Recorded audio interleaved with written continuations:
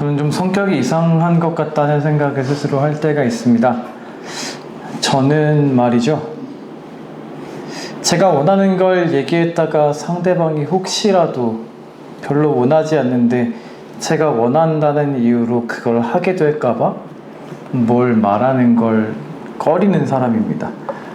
예를 들면 이런 거 있잖아요. 밥을 먹고 싶을 때 메뉴를 정할 때 뭐 먹고 싶어? 라고 모두에게 질문을 던졌는데, 제가 예를 들어서 짜장면 먹고 싶어 라는 말을 했는데 누가 별로 먹고 싶지 않은데 뭐 너가 먹고 싶다니까 가자 라고 하는 상황이 되면 그게 불편한 거죠. 뭐 물론 저는 어떤 게 특별히 엄청나게 먹고 싶다는 생각이 잘 안 들기도 합니다만, 차라리 누가 뭘 먹고 싶다면 제가 그걸 그냥 따라서 먹는 게 마음이 편하지, 혹시라도 그럴까봐 라는 생각이 먼저 드는 사람입니다. 제가 이런 성격이라서 사실 리더랄까요? 리더라는 이름의 자리에 있는 게 불편합니다. 조심스럽고요. 사실 뭐 마침 오늘 재직회가 있기도 한데요. 예를 들면 어떤 분한테 이걸 좀 해주셨으면 좋겠어요 라는 게 필요할 때도 있고, 이걸 좀 하면 어떨까요 하고 모두에게 제안을 해야 할 때도 있을 텐데, 그때마다 제 마음속에 먼저 드는 생각은 그거거든요. 혹시 하고 싶지가 않은데 그냥 내가 하자니까 하면 어떡하지? 라는 것 때문에 저는 뭘 말하는 게 싫습니다. 그래서 억지로 하게 될까봐 라는 게 제일 먼저 제 마음에 드는 고민인데요. 전 참 성격이 이상하죠. 이런 성격을 가진 저는 말이죠, 남이 싫어할 것 같은 이야기를 잘 못해요. 누가 어떤 얘기를 꺼내면 싫어할 것 같은데 라는 생각이 들면 아무리 해야 할 것 같은 얘기라도 말을 삼키려고 노력합니다. 그래서 제가 제일 못하는 것 중에 하나가 뭔지 아세요? 전도입니다. 같이 교회 좀 가자, 하나님 믿어봐 하는 이야기가 남이 별로 안 좋아할 것 같으니까 꺼내지 못했었어요. 엄두도 못 냈던 것 같다는 게 더 솔직한 표현일지 모르겠습니다. 이제는 뭐 제 주변에는 사역자 말고는 가까이 지내는 사람도 잘 없어져서 이제는 뭐 목사를 전도할 게 아닌 이상 전도할 사람이 없어졌는데요. 예전에 그랬던 제 자신의 모습을 생각해 보게 됩니다.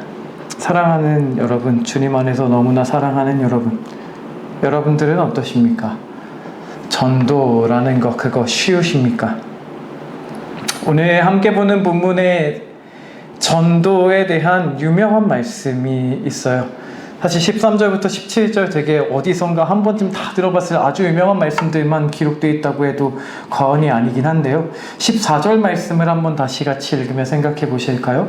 14절, 본문 14절 말씀입니다. 14절 같이 한번 읽어보겠습니다. 그런즉 그들이 믿지 아니하는 이를 어찌 그들이요 듣지도 않은 이를 어찌 믿으리요 전파하는 자 없이 어찌 들으리요. 아멘. 성경이 되게 뻔한 얘기를 들려주고 계십니다. 전파하는 사람이 없으면 들을 수가 없다. 들을 수가 없으면 어떻게 믿겠냐. 이런 말씀을 들려주시면서 우리에게 이 뻔한 얘기를 통해 전하는 것의 소중함을 다시 가르치십니다. 그런데 말이죠, 우리가 알게 하신 것을 전해주면 듣던가요? 16절에도 그런 말씀이 있는데요. 주여 저희가 전한 것을 누가 믿었습니까? 라고 하는 말처럼 들려줘도 믿지 않는 게 태반입니다. 콧방귀도 안 낀다고 표현해봐야 할까요? 나름대로 친한 사람이라고 신앙적인 이야기를 꺼내보고 교회에 대한 이야기를 꺼내려고 하면 야 그런 얘기 나한테 하지 마 라고 거부하기도 하고 너나 가라는 식으로 비아냥거릴 수도 있는 게 현실이라 생각합니다.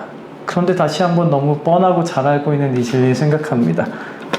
전해주지 않으면 들을 수가 없는 겁니다. 그래서 우리를 주변에 믿지 않는 사람에게 전해주라고 하시는 게 성경의 말씀이라는 것이죠. 그런다고 뭐가 달라지나 싶습니다. 그런데 그게 아니라는 걸 늘 생각하곤 하는데요. 평소에 콧방귀를 끼던 사람이라도 생각지 못한 때 갑자기 반응하는 모습을 보기도 합니다. 어떤 사람의 얘기를 들으니까요, 자기가 교회를 가고 싶은 마음이 너무 많이 들었는데 누가 나한테 교회 가자고 좀 얘기를 해줬으면 좋겠는데 그런 사람이 없어가지고 그게 너무 속상했대요. 그래가지고 어떻게 하면 좋을까 하고 막 고민했던 때가 있었대요. 또 어떤 사람의 간증 얘기를 들어보면 내가 위험에 처하고 어려운 일, 급한 상황이 되니까 갑자기 내 이모가, 내 고모가 믿는다던 하나님이 생각이 나더라. 그래서 그 하나님께 기도라는 걸 어떻게 해야 되는지도 모르는데 그냥 기도라시고 했는데, 그런데 하나님을 경험하게 됐다는 식의 이야기도 듣게 되죠. 정말 안 달라지는 것 같은데 하나님은 안 듣는 것 같은 그 사람에게 말하는 그 사람, 그 한 사람을 통해서, 안 듣는 것 같아도 전해주고 있는 그 한 사람을 통해서 역사하신다는 것이죠. 그래서 오늘 주변에 누군가는 그 생각지도 못했던 한마디를 필요로 하는 사람이며 우리를 그 사람에게 보내기를 원하시는 것이 하나님의 뜻이다. 우리는 그렇게 오늘 본문을 통해 다시 새겨볼 수 있는 것입니다. 복음을 전하는 일에 대한 가장 큰 변명거리도 될 수 있고 오해도 될 수 있는 것이, 사실 이 일이 누군가에게만 맡겨진 일이라고 생각하는 것이라고 생각하곤 하는데요. 오늘 15절 말씀에도 이런 말씀이 있거든요. 15절 말씀 한번 이번엔 같이 읽어보실까요? 15절입니다. 15절 같이 한번 읽겠습니다. 보내심을 받지 아니하였으면 어찌 전파하리요. 이것은영과 아름답도다. 주를 전하는 자를 하여 한바가 되리라. 아멘. 보내심을 받아야 전할 수 있다. 여러분은 보냄을 받으셨습니까? 보냄을 받는다라는 이 표현 때문에, 그래 그건 특별한 사명을 가지고 있는 사람들의 일이지 하고 치부하며 변명할 수도 있는 것이 우리의 약한 모습이라면, 여러분들은 안 그러시겠지만 다시 기억해 주셨으면 좋겠습니다. 하나님은 우리 모두를 하나님을 전파하는 사람으로 보내셨음을 믿으시기 바랍니다. 전파하는 사명은 어떤 사람들만의 사명이 아닙니다. 우리 모두의 사명이며 우리 모두가 전해주어야 합니다. 그렇다고 우리 모두가 목사가 되고 전도자가 되고 선교사가 되어야 한다는 말은 아닙니다. 하지만 우리가 하는 모든 일의 목적이 하나님을 전하는 것이 되어야 한다는 것입니다. 우리가 생활하는 그 자리에서 하나님을 전해야 하고요. 우리에게 만나게 하시고 함께 지내게 하시는 그 모든 사람들에게 우리는 전파하는 사람이 되어야 하는 것입니다. 그래서 찬송가에는 이런 가사가 있죠.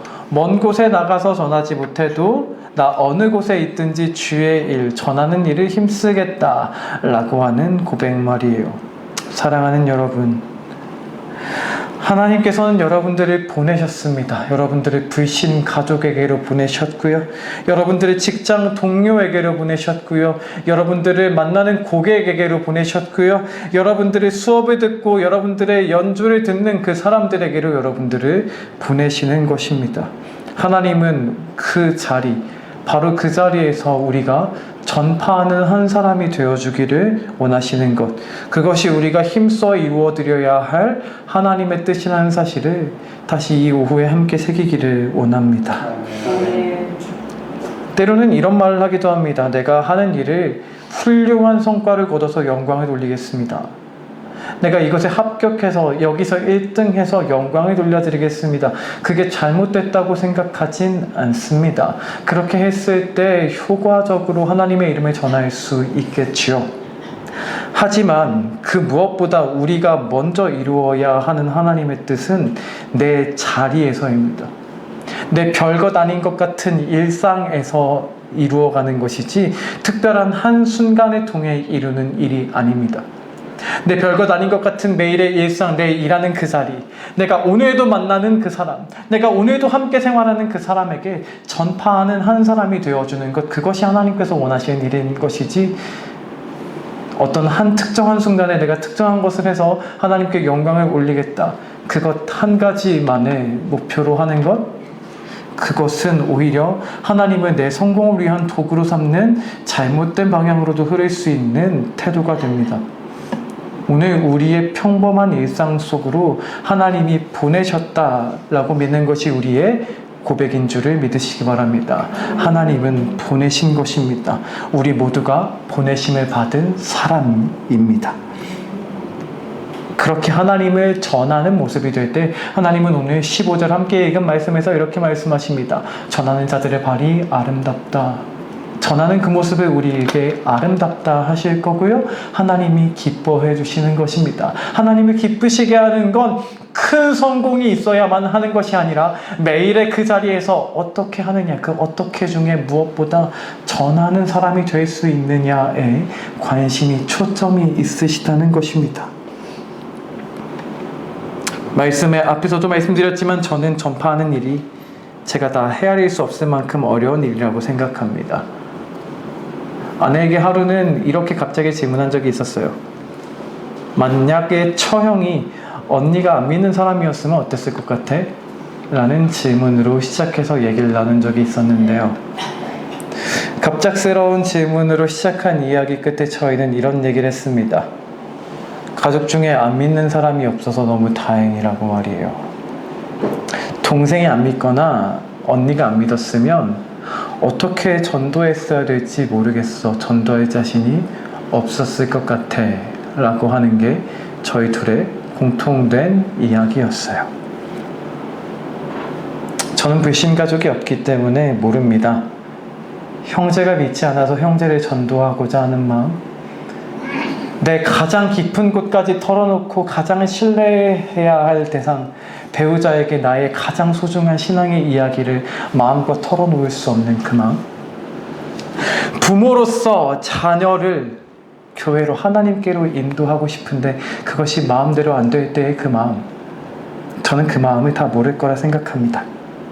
그것이 얼마나 속상한 일일지, 그것이 얼마나 힘든 일일지 저는 다 모릅니다. 얼마나 힘드실까 늘 생각하는데요. 그렇게 수고하지 않으셔도, 기도하지 않으셔도 그냥 잘 믿었다면 너무나 좋았겠죠. 제 표현처럼 다행이었을지 모릅니다. 하지만 저는 이렇게 믿습니다. 여러분들을 불신 가족 가운데로 보내셨다면 하나님께서는 그냥 별것 아닌 것처럼 교회에 나오고 있는 그 사람들, 그래서 더 열심을 내지 못하고 더 기도하지 못하는 그 사람들의, 그 가족들의 그 일보다, 그들에게 역사하시는 것보다 훨씬 더 크게 역사하시려고 하나님께서 여러분들의 기도를 통해서 그 가족이 어떻게 변화하는지를 통해 하나님의 역사하심을 드러내시려고 여러분들의 기도를 지금도 쌓고 계시고 듣고 계시며 그 기도를 통해 일하시려고 하신다라는 사실을 저는 분명하게 확신합니다. 여러분들도 그렇게 믿으십니까? 저는 여러분들이 같은 믿음이셨으면 좋겠습니다. 당연히 힘드실 거라고 생각하고 아까도 말씀드린 대로 저는 얼마나 힘드신지도 잘 모르겠습니다. 하지만 상황이 어떠하든 포기하지 않으셨으면 좋겠습니다. 여러분들의 눈물의 기도를 통해 다른 어떤 가정보다 더 아름다운 일, 그 기도를 통해 다른 가정이 경험하지 못한 더 큰 하나님의 역사를 경험하게 하고자 그렇게 기다리고 계시는 것, 오늘도 그래서 그 기도를 원하시는 것, 그래서 그 기도를 언젠가 때가 되면 마침내 사용하시려고 하시는 것, 그것이 하나님의 계획이신 줄로 확신합니다. 말씀을 맺어봅니다. 올해 교회의 표어를 저는 이렇게 정해보았는데요. 신앙으로 서 있는 한 사람, 충성스러운 한 사람이 되자는 말씀을 전해보았는데 그 중에서도 많은 말씀 중에 오늘 말씀을 통해 다시 우리가 이렇게 결단했으면 좋겠습니다. 우리가 전파하는 한 사람으로 서겠습니다. 라고 말이에요. 보내신 그 자리가 바로 전파해야 할 자리인 것, 그 자리가 내가 한 사람으로 신앙으로 서 있어 주어야 하는 자리라는 사실을 잊지 마시기 바랍니다. 나를 자꾸 믿는 사람들 가운데가 아니라 믿지 않는 공동체 가운데로 보내신다면, 믿지 않는 사람들을 내가 자꾸 만나게 하신다면, 내가 믿지 않는 사람들 앞에서 노래하고 가르치고 그렇게 살게 하신다면 하나님은 여러분들의 그 일을 통해 하나님을 전해주기 원하십니다. 여러분의 그 살아가는 모습, 그 하는 한마디 한마디를 통해 하나님이 어떤 분인지를 드러내기를 원하십니다. 그래서 그 자리에서 하나님을 전해줄 수 있는 한 사람으로 그렇게 서 있을 때 여러분들을 통해서 우리가 생각하지 못했던 일을 이루시고, 다른 가정에선 전할 수 없었던 더 더 아름다운 간증거리가 넘쳐나는 가정이 되게 하실 줄로. 그래서 그 이야기가, 그 가정의 모습이, 여러분들이 그렇게 살아오셨던, 믿음을 지켜오셨던 그 모습이 다른 사람에게 다시 한번 하나님이 누구이신지를 알게 하고 다시 신앙의 도전이 되게 하는 아름다운 이야기가 되게 하실 줄로 저는 간절하게 믿습니다. 그렇게 쓰임받는 하나님의 사람이 되시길 주님의 이름으로 축원드립니다. 오늘 이렇게 함께 들은 말씀을 붙잡고 우리가 그렇게 전파하는 한 사람이 되기를 원하며, 그렇게 저를 통해서 우리 가정에, 저를 통해서 우리의 일자리에 저를 아는 그 친척들과 사람들에게 역사해 달라고 간구하는 마음으로 그렇게 같이 찬양하고 기도했으면 좋겠는데요. 267장에 그런 가사가 있습니다. 267장에 있는 찬양의 가사로 함께 고백하며 찬양하고 마치면 좋겠습니다. 찬송가 267장입니다.